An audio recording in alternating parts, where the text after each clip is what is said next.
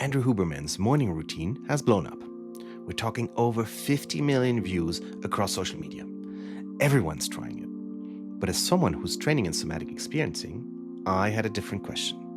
What does this actually do to your nervous system? So I followed it exactly for 30 days. I tracked my HIV, sleep, energy, and stress.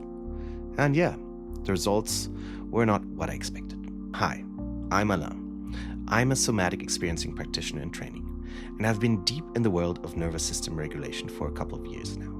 I wanted to know, is Huberman's routine universally helpful, or does it actually stress some people out more?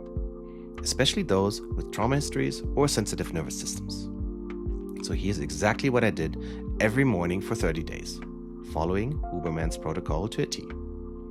Within 30 minutes of waking, no phone, no caffeine. That's easy for me, I don't really drink it much anyways.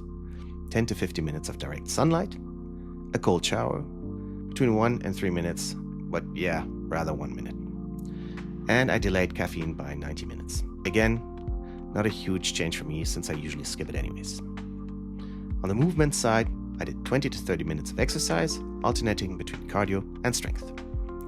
Hydration, I had around half a liter to a liter of water with electrolytes. So, I wanted to see real data, so I tracked a few things consistently. My HRV, my heart rate variability, to look how resilient my nervous system was. My sleep, the deep sleep, the REM, and my overall efficiency of sleep. My stress, with a subjective scale, plus tracking my cortisol patterns. My energy, so how I felt, hour by hour, and my mood, daily notes on anxiety and emotional baselines. Okay, week 1, kind of brutal. Days 1 to 3, my HRV actually dropped. I felt more wired and tense, not calmer.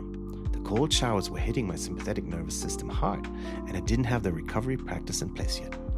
Days 4 to 7, I started to adjust. My sleep improved a little bit, but the early mornings and intensity still felt like a grind. If you have a trauma history or live with chronic stress, jumping straight into cold exposure can shock your system and actually make regulation harder at first. Week 2, things started shifting here. My sleep got 15% better, more deep sleep, and I was falling asleep quicker. On the energy side, I didn't crash in the afternoon like usual.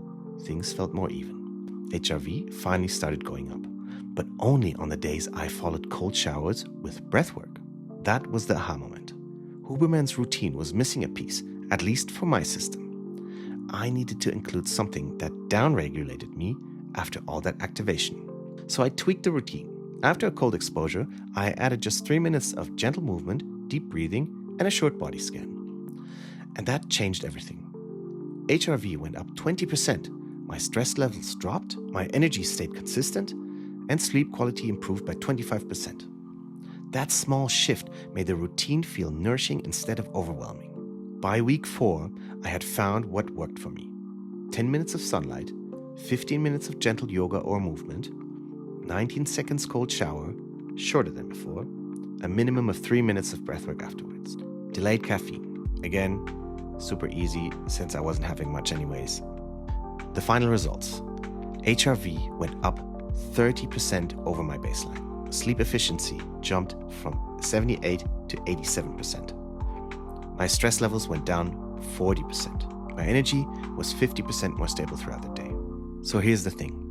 Huberman's routine is great if your nervous system is already pretty resilient.